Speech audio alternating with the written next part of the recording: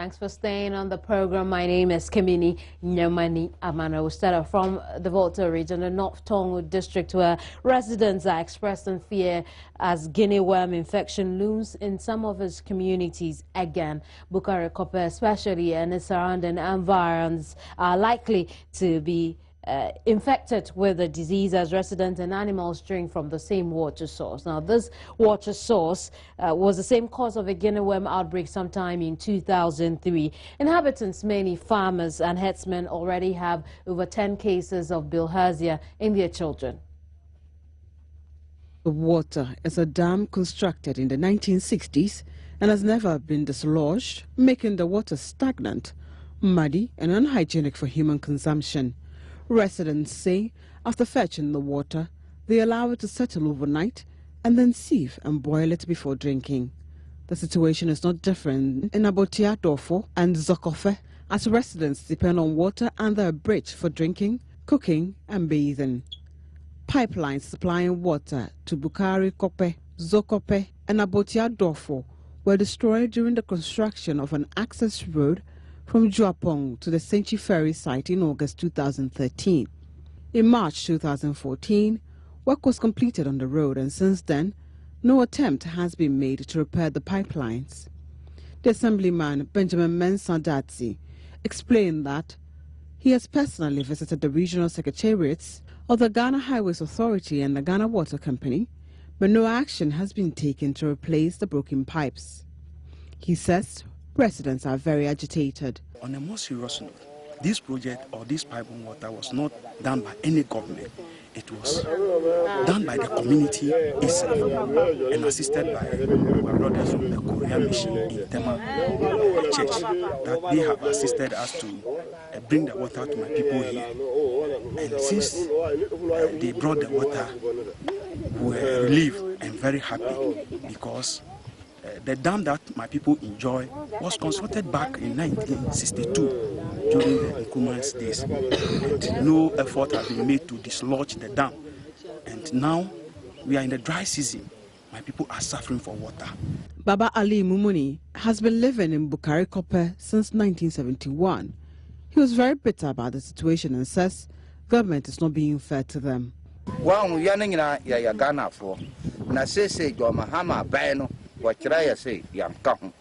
all Ghanaians, but the John Mahama government is trying to tell us that we are not Ghanaians. If not for the assemblyman, things would have been worse. We have complained to the DCE about the situation, but nothing has been done. Look at the water we are drinking. We have given the government 1 week to repair the pipelines, or else we will destroy the road. A teacher in the Full Gospel Mission School, Joyce Ganyo, says the situation is affecting teaching and learning, adding that over 10 children have already contracted bilharzia. Over 1.5 years to 2 years now, we are in water epidemic. It's like the village people, the students, overpopulated people are scattered because of water problems in the area. The waters we take here is unhealthy to human body.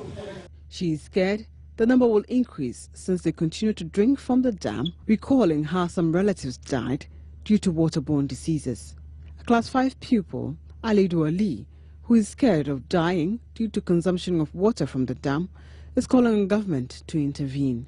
The contractor used the caterpillar to destroy the pipeline, and we did not get any water to drink. So we begged the government to help us to make the pipeline, otherwise we will die. Esther Ganu said she buys water from Japong since she doesn't want to risk the lives of her children. We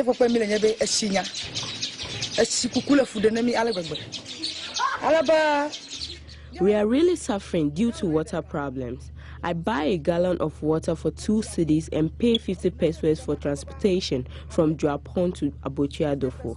The water we are drinking is not good at all. Our kids are urinating blood when they drink the water. Due to the construction of a road to the Senchi Ferry site, The pipelines that we constructed ourselves were destroyed. 2 kids were hit by cars on their way to fetch water. We are pleading with John Mahama to help solve the water problems for us by preparing the broken pipelines.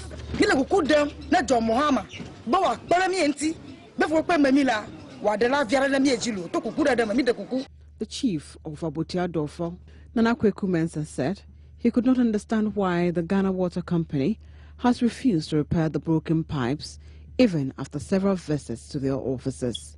He has, however, given government a 1-week ultimatum to repair the pipelines or they will go on a demonstration and block the Jopon Senchi Ferry site road.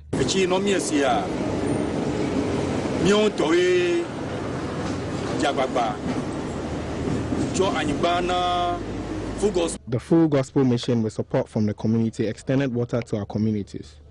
During the construction of the Japan Senchi Ferry site road, the pipelines were destroyed. We immediately contacted the contractor and he promised to repair the pipelines after completion of the work, but refused to deliver on his promise. We have problems accessing potable water. The water we are drinking now is very bad. Our kids are being knocked down by carts on their way to fetch water. We want government to help repair the broken pipelines or we will go on a demonstration and block the road.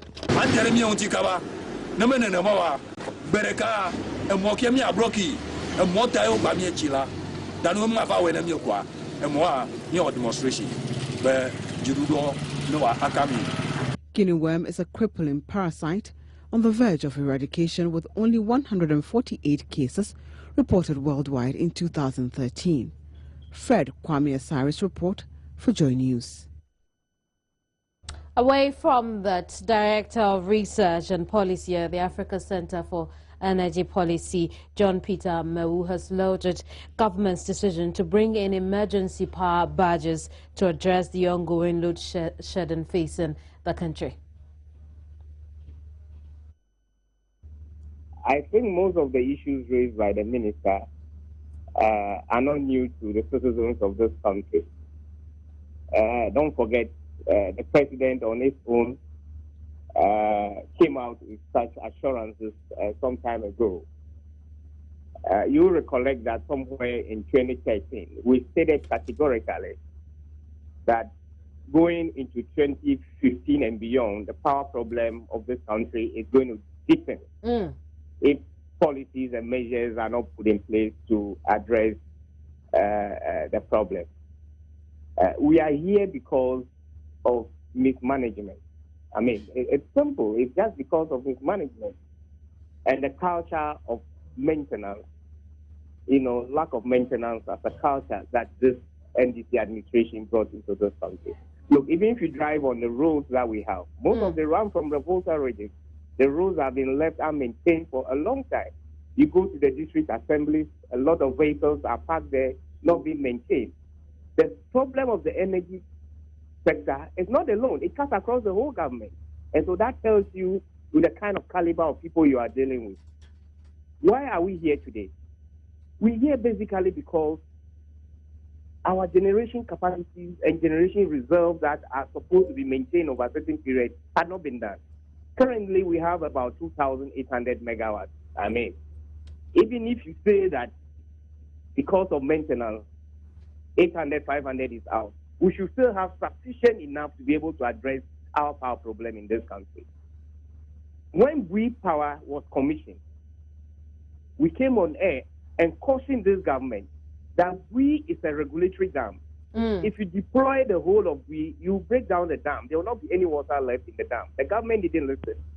The government subject Bui to an intense pressure because at that time, the government was refusing to give out money to buy light crude oil to fire the generation. And so, because the government don't want to buy crude oil, we have to subject Bui and Akosombo to such an intense pressure. And that is why Bui breaks down. And that is why Akosombo is as it is now. The issues of non-availability in the water, in the dam, both Bui and Akosombo, is because we have stretched the two dams. Those dams are supposed to complement the efforts of our combined gas cycle turbines. At the point in time, government was not advancing money. And so that is why we use those, dams to that level. But That John, is why today, even though the price of crude oil is very low, we are now complaining of generation capacity. Don't forget, even at the point in time that crude prices were high, we said that we don't have generation. That's true. What happened to Asogli? Asogli could not get gas because the plant was standing. Now we have gas. Now crude prices have come down, and now we are complaining of non-availability of plants to get in those seats. Well, he mentioned yesterday that Asogli is down because of contaminated lube oil. No, basically, I'm talking of the previous, when we complained, when Ghanaians asked what the problem was. The solution that best government gave us was that we don't have crude, we don't have light crude, we don't have gas to fire Asogli. Now today we have gas, and we are again complaining that though we have gas, we don't have the generation plants available. So John, what's your point here? It's your point. My point here is that the maintenance culture is also contributing to where we are. Government decision and indecision is also bringing us to where we are. I don't doubt what the sector minister is saying. Dr. Komla Donko is a very fine man, gentleman. He's an expertise in the industry. But you see, you need a lot of support to be able to implement those things that he's talking about.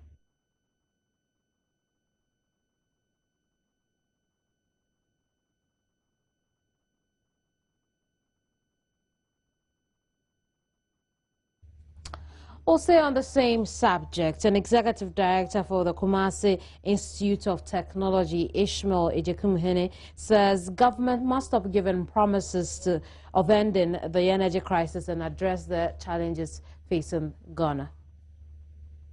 The problems that we have, to be honest, it has gotten out of hand. The solutions they are proffering are all the medium to long term. They are not short term solutions. If you talk about thermal plants, apart from the power budgets they are talking about, which are already assembled, so you just mount them and you are producing power. All the others you need a minimum of 24 months. If it's a thermal plant, minimum 24 months. Everything you are talking about, I believe we know.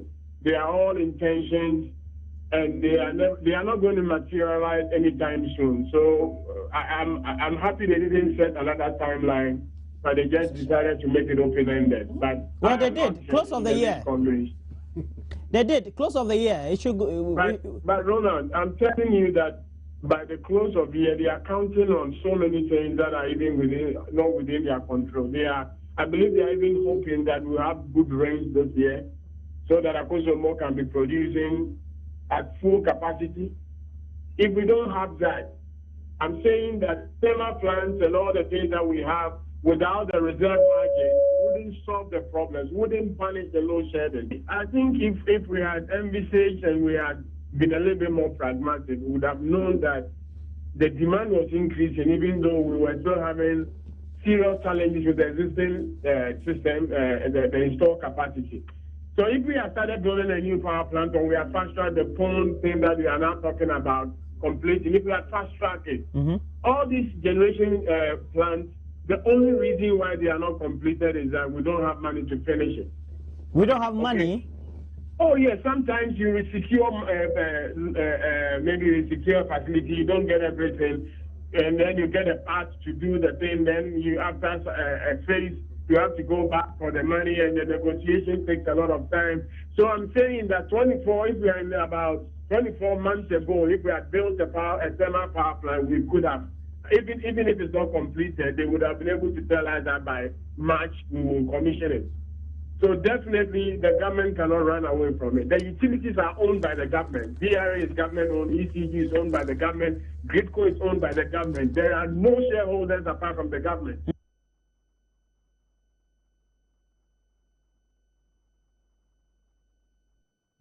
Now, a group calling itself Concerned Ghanaians is threatening to embark on a demonstration on Independence Day, March 6, 2015, and it's to protest the current energy crisis that has hit the nation. According to the group, it's both shameful and embarrassing that in the 21st century, pretentious of being taken seriously as an independent country are rendered a joke by the continual failure of the ECG to provide a consistent supply of electricity. Now, power producers and distributors in the country have been struggling to provide consistent power to meet the energy needs of the nation. The country is currently undergoing a load shedding exercise. I'm joined over the telephone by a member of the group, Ofe Goodfellow.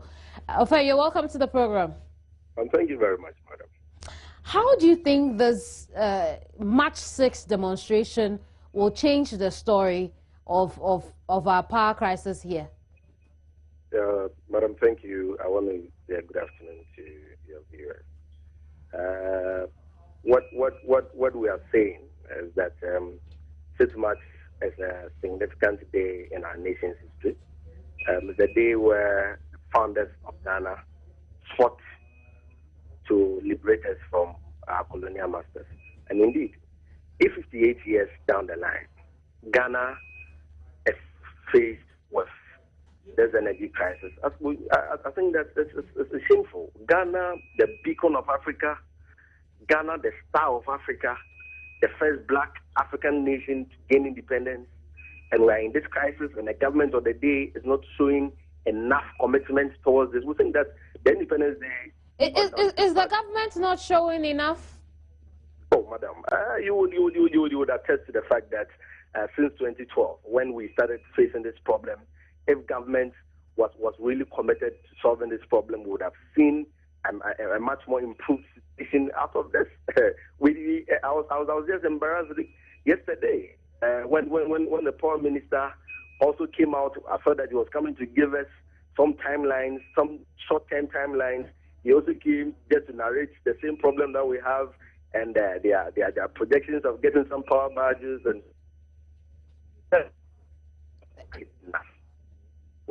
why. Hello, are you there? A very terrible telephone line there. Would fix it and then have this conversation again. But to come here on the program, general secretaries of the two major political parties react to the coalition of domestic election observers' comment on political party involvement at the district level elections. I'll tell you more about that when I return. Don't go away. Staying here on News Today.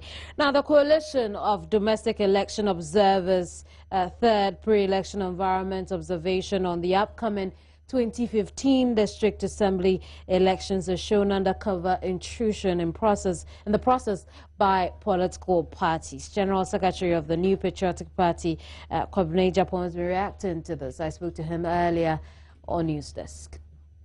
Doubt at all that despite the fact that the local council law stipulates that it should be non-partisan, it's very clear that candidates are being backed depending on which party they belong. And because parties are the political organizations on the ground and the basic unit of political activities in the electoral areas and the polling stations, it's very difficult to disengage parties from any voting process. And I think it's high time. I do believe it's part of the reforms that people have talked about in the constitutional review, that we may perhaps adopt the American system where we have midterm elections. So this could have been a midterm election at the local level, and then if it is done along party lines, then we will be doing the right thing. As it stands now, there's a lot of confusion. It's very difficult, it's more expensive because for the candidates, everybody is using their pictures. It's difficult to campaign because it's difficult to campaign with just a face and a name. We have over 6,200 electoral areas. There are sometimes 5 or 6 candidates in a particular electoral area. It's difficult for the electorate even to decide who to vote for because they don't know them. But if they represent parties, then they will be able to vote for their... So Kwabena, are you admitting that the MPP engaged in some sort of illegality as observed by the CODEU? I don't know why you're so excited about getting me to admit that the MPP... I am only asking a question, far from excitement. So it's not just the MPP. You said all parties. I think what I've said, it is difficult for political parties to be disengaged from any voting. But now what you have also said translates that you are admitting that indeed the NPP has engaged in some illegality, because then you cannot disengage the district level elections from... if that's what you find exciting, if that's what you find exciting, I know the media likes exciting news, and if that's what you find, I'm telling you about practical things as a nation we should be doing. There is no doubt that if you have an individual in an area, he will have some political inclination. The people in the area will know him, that perhaps he is an activist of this party or the other. And of course, the people in the party at the local level, the polling stations, the electoral area coordinators, they'll try and help him. And I'm saying that why don't we just come out openly and say that, look, we are going to do midterm elections. Candidates should be nominated by parties. Let's change the laws to reflect that.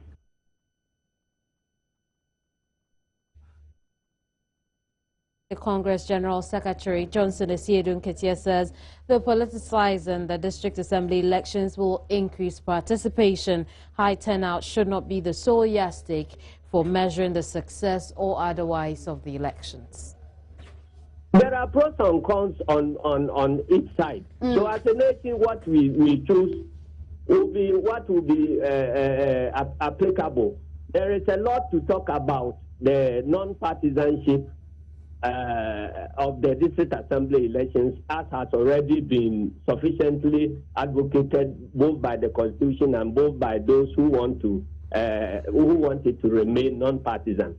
And the other side too, there are strong points to make it partisan, because as I heard my colleague talking about, he was saying that it could be something like mid-term elections, so the political parties can gauge what will happen in the subsequent elections and so on, and all that. It could be a training ground for future politicians and so on. But it has its drawbacks. So as a nation, that is why this issue has been raised for debate. Yeah.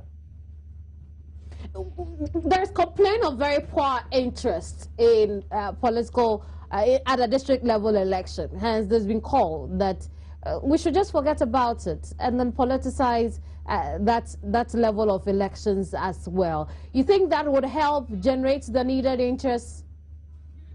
It will come with some advantages and disadvantages. For instance, if we are interested in high turnout at district level elections, yes, if you politicize it, there will be high turnout because the parties will be fully engaged. But is a high turnout an objective in itself? What does high turnout at district level election bring on board? That's an issue. Now, leaving it non-partisan also comes with its advantages of mobilizing people in a non-partisan way for development of the district and so on. So I don't want to be judgmental on this matter. We have to look at it. There are proposals in other words, for constitutional amendments. Johnson, so if we think that, yes. In other words, the NDC does not have a stand on this, whether or not the district level election should be politicized. Oh, I didn't think that you wanted an NDC position. And that's why we are speaking to the General Secretary. For us to discuss. The NDC position has always been, because the NDCs are the founders of the Constitution. And our position is as contained in the Constitution. Gender, Children and Social Protection Minister Nanaoye Letha served notice that persons found culpable in the recent expose by investigative journalist Anas Aremiya Anas will face the full rigors of the law. On the back of this documentary, the ministries organized the press conference, and our man Derek Ekosam is there for us. He's joined me over the telephone with some detail. Hello, Eko. Yeah, hello, Kamini. Good afternoon. Good afternoon to you. What has the minister been saying? Well, the press conference is done. It was the Deputy Minister for Gender, Children and Social Protection, John Akon, who spoke to the media, and they have agreed as a ministry that they collaborated with Anas on his latest investigative video. Now, as you said rightly, they would make sure that anybody who appeared in the video and was seen to be at fault will be made to face the full rigors of the law. If you have to be jailed, you will be jailed. Now, they say that about 140 children were actually shown in that video, and what we also know is that these children are orphans and they are vulnerable children, what the Department of Social Welfare would call the OVCs. And so what they have done is that they have taken these children out of the home. They have taken the children out of the home to places where they would not want to disclose to us now. But what they are doing currently is that they are tracing the families of the children whose families can be traced. And so if you have any lineage and your family can be traced, then they will trace that and get you back to your family. For the other children whose families cannot be traced, they will place them in orphanages and make sure that they are given the best of care. But they have condemned every act that was seen in the video, and they say that they don't think that is what should be happening in the various orphanages. And they also have what we call the care reform initiative that has been set up, and they want to de-emphasize the over-reliance on institutional care systems for children, and they would want to instead move towards a range of integrated family and community-based care services, such as foster care and adoption for those children who cannot be reunited with their extended family. That is basically what the Deputy Minister for Gender and Children Protection, John Akon, said when he met the press earlier today. We also understand that 5 persons in that same expose have been picked up by the police. Did the minister shed any more light on that? Well, that's just what they said, that those persons have been picked up and they will be made to face the full rigors of the law if they are found to have committed any acts of anomaly or if they found that they did any wrong in whatever they did. So they would also be made to face the full rigors of the law. I see. We'll leave it here for now. Thank you very much, Eko. Derek Ekosam joined us from a press conference organized by the Social Protection Ministry. Now, Parliament of Ghana resumed sitting on Tuesday, 3rd February 2015 after weeks of recess, and we'll get in touch with our parliamentary correspondent when I return to give us some detail of today's sitting.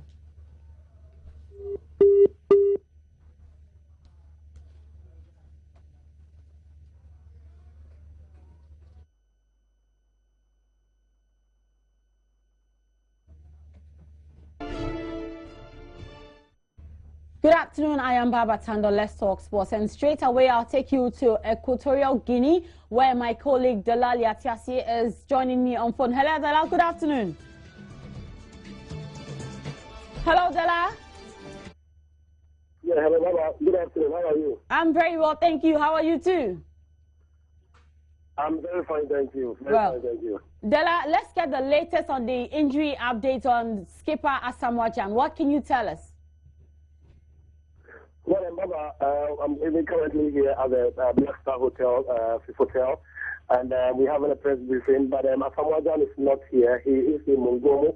He was flown to Mongomo yesterday evening, and we've just been informed that he has undergone a scan, but we don't know the results of that scan yet. And after the game on that was on Sunday, he did go to hospital here, but looks like our medical team were not too content with the results that came out. Hence, the decision to take him to Mongomo, where they have a state-of-the-art medical facility. And so he went there yesterday in the company of Dr.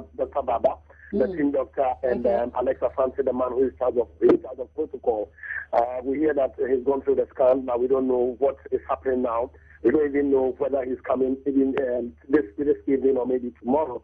I guess the other question will be popping up as the press conference is still ongoing here at the Fifth Hotel where the Black Stars are launched. So that's the bit on Asamoah for now.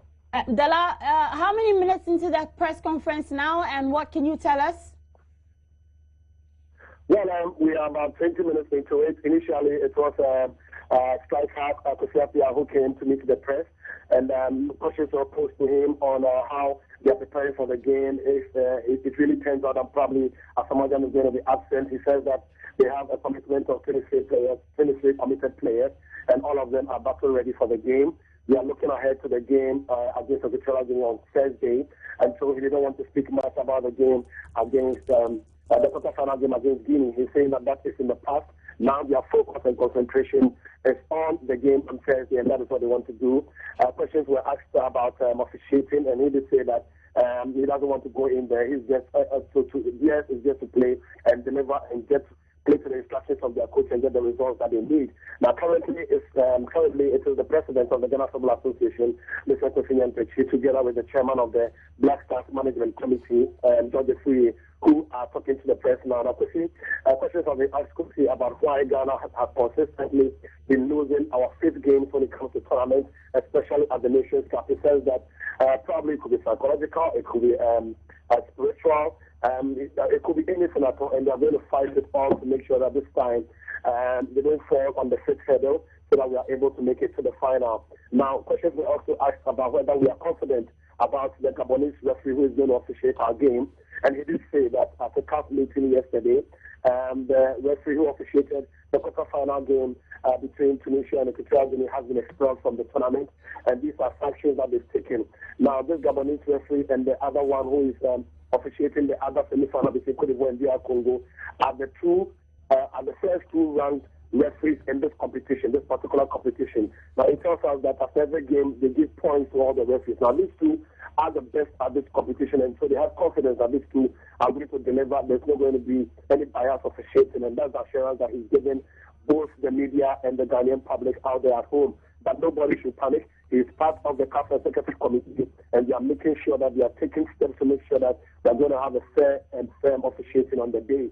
And so this is about how far we've come in the press conference. I'm outside here having my report, and so I can't say much, but these are some of the things that have been discussed so far. Sure. Dela, my final question to you before you rejoin the rest of the press conference team. What's Avram Grant's body language like following Asamoah Gyan's injury? Well, difficult to say, difficult to determine. But yesterday at the evening training session, which was held with the players who did not take part in the quarterfinal game, he did say that he thinks that CAF should take an action against goalkeeper Atara of Guinea, because he thinks that he needs to be banned. The red card alone will not be enough. So that should tell you that he is not happy. He might not be happy with what the goalkeeper did. He did not like it at all. And those were the comments from the coach yesterday. And so he thought it that way, that he was not happy with the tackle on Asamoah Gyan. You know, Asamoah, whether we like it or not, is our lead striker, and it's going to be a problem we're not going to have him in the game. Remember, in the first game against Senegal, he was not part of the team. He lost it, but when he joined the team in the last 3 games, he won it all. So this should tell you that the coach has not been happy. And indications are that probably we might be missing Asamoah Gyan for the semi-final game. Dela, thanks very much. And at this stage, I'm sure you can join the rest of the press conference, and we'll reach you in our subsequent bulletins for more details. Now let's still remain in the AFCON, and Guinea coach Michel Dissouye has become the 2nd coaching casualty of the African Nations Cup after announcing his departure after his team's quarterfinal exit on Sunday. Now he confirmed this decision on Monday following the 3-0 defeat to Ghana in Malabo.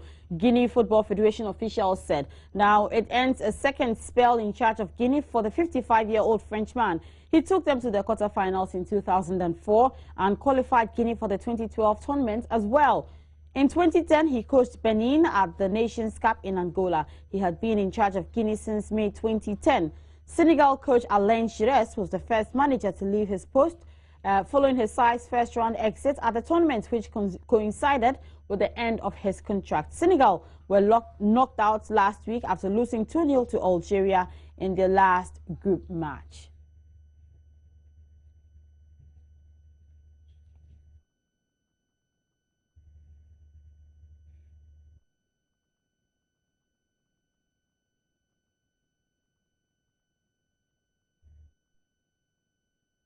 That South African head coach Ephraim Shakes Mashaba will definitely retain his post because he's gotten the backing of the South African Football Association. The members, they say that they see light at the end of the tunnel for Shakes Mashaba and his Bafana team, even though they were knocked out of the group stage in the ongoing Orange Africa Cup of Nations. Now, before I go, Ivory Coast will take on DR Congo in the first semi-final in Bata on Wednesday at the ongoing AFCON. Now, 2 goals from Wilfred Bony helped Ivory Coast beat Algeria 3-1 on Sunday, although they admitted they had been overshadowed by their opponents. Democratic Republic of Congo, on the other hand, got 4 goals in a stunning comeback against Congo in their quarter-final triumph on Saturday.